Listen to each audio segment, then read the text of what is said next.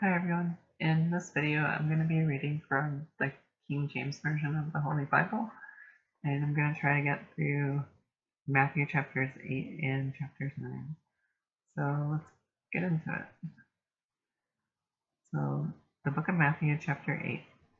When he was come down from the mountain, great multitudes followed him, because he went up to the mountain to get away and get some alone time. And behold, there came a leper and worshipped him, saying, Lord, if thou wilt, thou canst make me clean.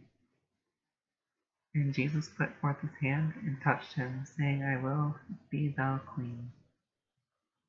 And immediately his leprosy was cleansed. And Jesus saith unto him, See thou tell no man, but go thy way, show thyself to the priest, and offer the gift that Moses commanded, for a testimony unto them.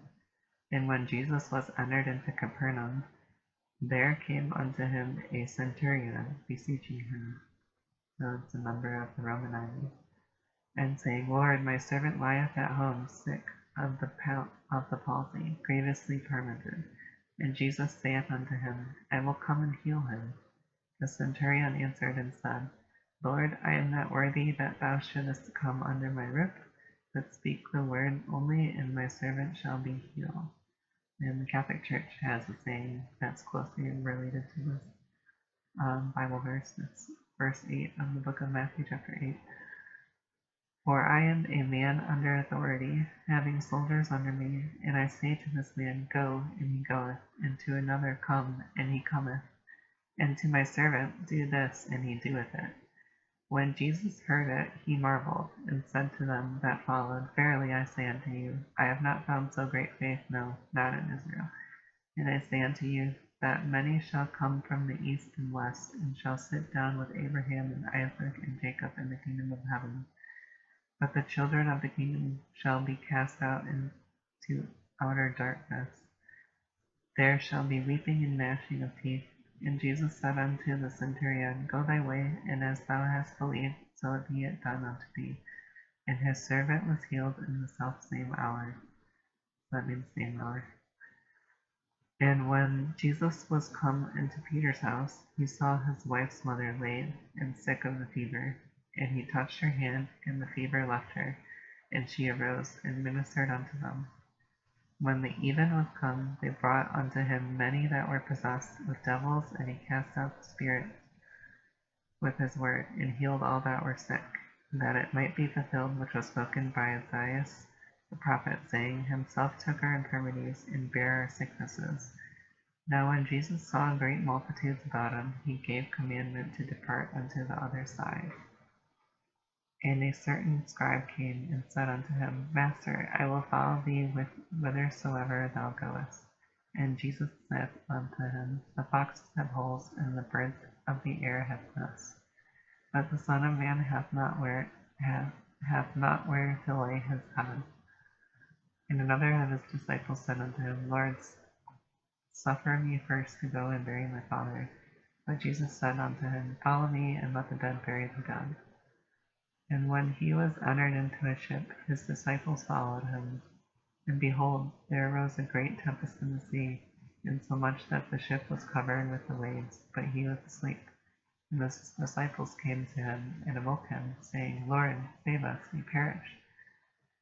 So before I continue, before it was just talking about how Jesus is healing a bunch of different people. Just by people touching him, or him touching the other person, or from him saying a combination of him touching them and him saying something. And now it's getting into the story of where there is a storm in the ocean. And he saith unto them, Why are ye fearful, O ye of little faith? Then he arose and rebuked the winds and the sea, and there was a great calm. But the men marveled, saying, What manner of man is this, that even the winds and the sea obey him? And when he was come to the other side into the country of the Gergesenes, there met him two possessed with devils, coming out of the tombs, exceeding fierce, so that no man might pass by that way. And behold, they cried out, saying, What have we to do with thee, Jesus, thou Son of God? Art thou come hither to torment us before the time? And there was a good way off from them an herd of many swine feeding. So the devils besought him, saying, If thou cast us out, suffer us to go away into the herd of swine. And he said unto them, Go. And when they were come out, they went into the herd of swine, and behold, the whole herd of swine ran violently down a steep place into the sea, and perished in the waters. And they that kept them fled, and went their ways into the city, and told everything, and what was befallen to the possessed of the devils. And behold, the whole city came out to meet Jesus, and when they saw him, they besought him that he wouldn't depart out of their coast. So that's covering the stories of when he calmed the water by saying, look at the water, it's calm. So he controlled the weather in a way because God was with him, right? God was inhabiting his body at the time. Like I talked in my previous video, he can do that with people. And then the second story was about how demons wanted to be put into swine because they needed somewhere to go if they weren't going to possess a person. And so they wanted to go in the pigs and then they drown themselves. And now we're on to the book of Matthew, chapter 9. And he entered into a ship and passed over, and came into his own city. And behold, they brought to him a man sick of the palsy, lying on a bed. And Jesus, seeing their faith, said unto the sick of the palsy, Son, be of good cheer, thy sins be forgiven thee. And behold, certain of the scribes said within themselves, This man blasphemeth. And Jesus, knowing their thoughts, said, Wherefore think ye evil in your hearts? For whether is easier to say, Thy sins be forgiven thee, or to say, Arise and walk? But that ye may know that the Son of Man hath power on earth to forgive sins.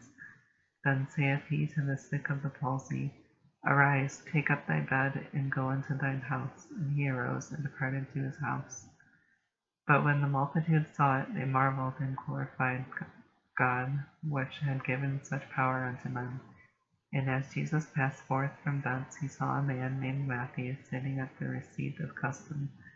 And he saith unto him, Follow me. And he arose and followed him. And it came to pass, as Jesus sat at meat in the house, behold, many publicans and sinners came and sat down with him and his disciples. And when the Pharisees saw it, they said unto his disciples, Why eateth your master with publicans and sinners? So Jesus liked to sit down with sinners. Why? Because he wanted to save them, and he wanted to lead them to the kingdom of heaven. And there's no use sitting down with people in church. I'm going through the same thing. When I tell my story to people and what I have going on with me, when I try to tell that to the priests, they don't understand. And if God takes over my body and starts talking to them, they don't remember it. So Jesus doesn't waste his time with those people, right? He goes out to sinners to try to save those people that will listen to him and that will take his word, because the church kept not listening to him. But when Jesus heard that, he said unto them, They that be whole need not a physician, but they that are sick. But go ye and learn what that meaneth. I will have mercy and not sacrifice. For I am not come to call the righteous, but sinners to repentance. Because the righteous already have the reward, right? If I were to convince somebody, I don't need to convince anyone who already believes in Jesus Christ of anything, right? But if I go out and talk to sinners who have been shunned away by the church, then I can try to lead them back into the faith. That's kind of what Jesus was doing. So then came to him the disciples of John, saying, Why do we and the Pharisees fast oft, but thy disciples fast not? And Jesus said unto them, Can the children of the bridechamber mourn, as long as the bridegroom is with them? But the days will come when the bridegroom shall be taken from them, and then shall they fast. It says, No man putteth a piece of new cloth unto an old garment, for that which is put in to fill it up taketh from the garment, and the rent is made worse. Neither do men put new wine into old bottles, else the bottles break, and the wine runneth out, and the bottles perish. But they put new wine into new bottles, and both are preserved. While he spake these things unto them, behold, there came a certain ruler, and worshipped him, saying, My daughter is even now dead, but come and lay thy hand upon her, and he shall live. And Jesus arose and followed him, and so did his disciples. And behold, a woman which was diseased with an issue of blood 12 years came behind him, and touched the hem of his garment. For she said within herself, If I may but touch his garment, I shall be whole. But Jesus turned him about, and when he saw her, he said, Daughter, be of good comfort, thy faith hath made thee whole. And the woman was made whole from that hour. So all she had to do was touch the cloak of Jesus. And when Jesus came into the ruler's house, and saw the minstrels and the people making a noise, he said unto them, Give place, for the maid is not dead, but sleepeth. And they laughed him to scorn. But when the people were put forth, he went in, and took her by the hand, and the maid arose. And the fame hereof went abroad into all the land. So he's bringing people back from the dead, which is something that he did in front of people, and people witnessed it.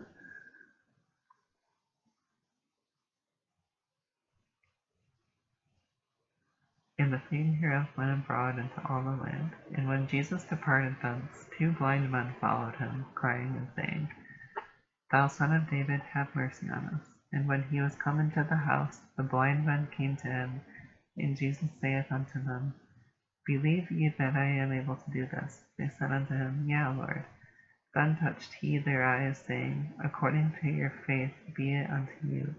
And their eyes were opened. And Jesus straightly charged them, saying, See that no man know it. But they, when they were departed, spread abroad his fame in all that country. As they went out, behold, they brought to him a dumb man possessed with a devil. And when the devil was cast out, the dumb spake. And the multitudes marveled, saying, It was never so seen in Israel. But the Pharisees said, He casteth out devils through the prince of the devils. So the Pharisees are saying he's possessed. Was he possessed? I don't know. I wasn't there. But I can tell you I'm possessed, and I'm the daughter. So, I don't know. They could be onto something.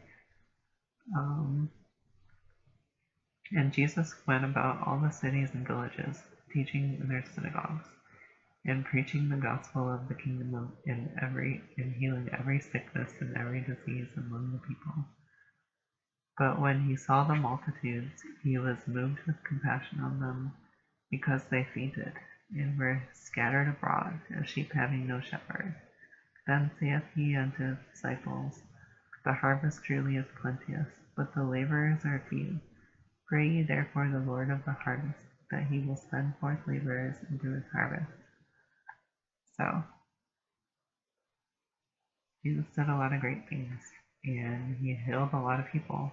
But an important thing to note when he's healing people, the people that he's healing have to believe that he has the power to heal them. It's kind of like what happened when I was healed. I had to believe that I was being healed while it was happening. I kind of knew it was happening, and I believed it, and it came true. And now I don't have any carpal tunnel in nerves, because if you watch my video, that's what it's about. But when Jesus goes to these people to heal them, he has to have their consent to it, basically. They have to consent to it. If you believe that I can heal your blindness, you have to say yes, and you have to believe in it. And then, lo and behold, you get cured. So that concludes chapter 9 of the book of Matthew. And that's about it. So let me know your thoughts and comments down below, and I'll see you in the next video. Bye.